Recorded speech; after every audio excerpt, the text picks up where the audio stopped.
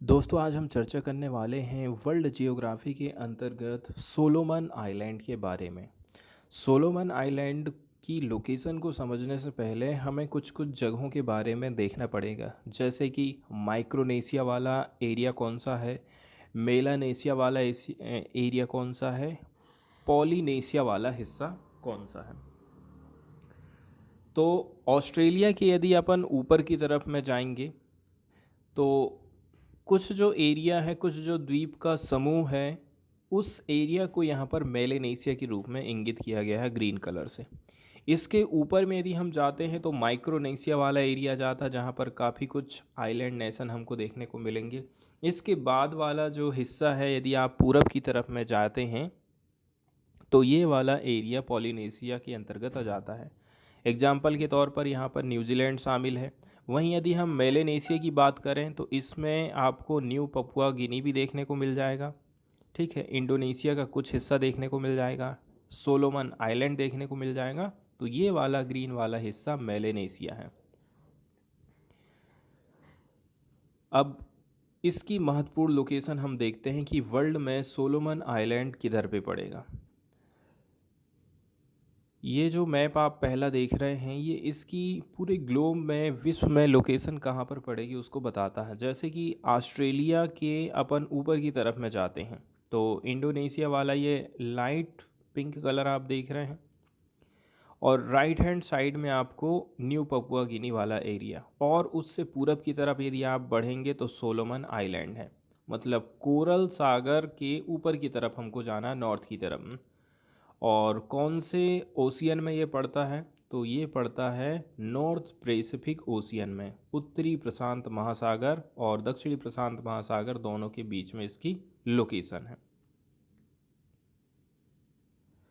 अब यहाँ पर नेक्स्ट वाला जो मैप हम देख रहे हैं, ये वाला मैप एकदम डिटेल में हमें सारी जानकारी देता है, जैसे कि कौन कौन से महत्वपूर्ण आइलैंड यहाँ पर लोकेटेड हैं, तो उनके नाम यहाँ पर बताए जा रहे हैं। जैसे कि चुसूल आइलैंड है, एकदम यदि आप नॉर्थ की तरफ से और पश्चिम वाले हिस्से की तरफ से यदि चलना चालू करेंगे, मतलब न्यू पपुआ गिनी के किनारे एक महत्वपूर्ण जो लोकेशन है, आइलैंड है, जो कि सोलोमन आइलैंड के अंदर में ही आता है। उसके नीचे में यदि हम जाते हैं तो सांटा सेंटा इसाबेल है, और इसके बाद न्यू जॉर्जिया आइलैंड ग्रुप है। और भी यदि हम नीचे की तरफ में जाते हैं तो गुआडा केनाल गुआडाई केनाल आइलैंड पड़ेगा, आपको देखने को मिलेगा, और यहीं पर इसकी कैपिटल लोकेटेड है। पार्टिकुलरली यदि हम इसकी लोकेशन की बात करें, ये जो सोलोमन आइलैंड है, ये मेलेनेशिया के कुछ देश वाले समूहों में पड़ते हैं। ये पपुआ न्यू गिनी के ईस्ट वाले हिस्से में इनकी लोकेशन है, और यहाँ पर हमको लगभग 990 आइलैंड देखने को मिल जाते हैं। इसकी जो कैपिटल है, ठीक है, इसकी जो कैपिटल है होनियारा, ये कौन से वाले आइलैंड में लोकेटेड है, गुआडल कैनाल गुआडल कैनाल वाले आइलैंड में यहाँ पर एयरपोर्ट भी दिखाया गया है। और नीचे की तरफ यदि आप जाते हैं तो सैन क्रिसोबाल आइलैंड पड़ जाता है। कुछ कुछ जगह यहाँ पर बताई गई हैं, जैसे कि यूकी कियारा कियारा। यहाँ पर वाइट वाइट कलर से इसके महत्वपूर्ण आइलैंड दिखाए गए हैं। एक और आइलैंड है, वो है मलाइटा।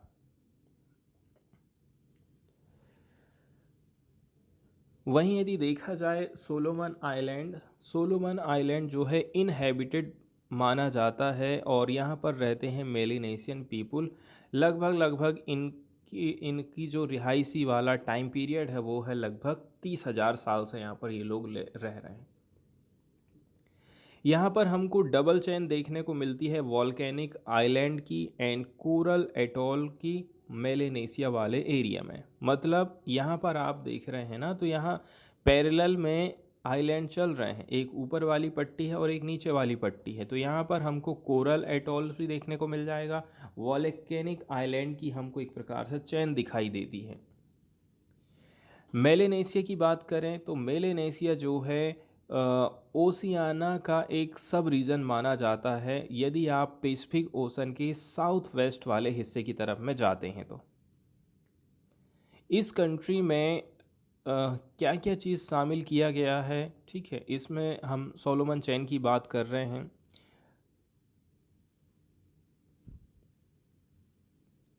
वहीं यदि हम शासन प्रशासन की बात करें पपुआ न्यू गिनी में किस प्रकार से चलता है, तो पपुआ न्यू गिनी ऐसा आइलैंड है जहाँ पर कॉन्स्टिट्यूशनल मोनार्की है, और यहाँ का मोनार्क कौन है? ब्रिटिश मोनार्क है, और रिप्रेजेंटेड बाय एक गवर्नर जनरल, और इनकी तरफ से उनको ब्रिटिश मोनार्क को रिप्रेजेंट करने के लिए गवर्नर जनरल यहाँ पर बैठता है, और ये सर्विंग करता है as a formal head of the state.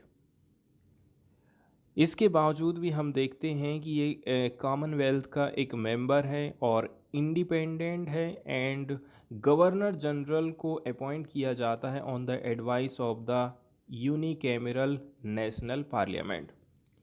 तो जो नेशनल पार्लियामेंट है उसकी एड एंड एडवाइस की सहायता से ही गवर्नर जनरल को यहाँ पर अपॉइंट किया जाता है, नियुक्त किया जाता है।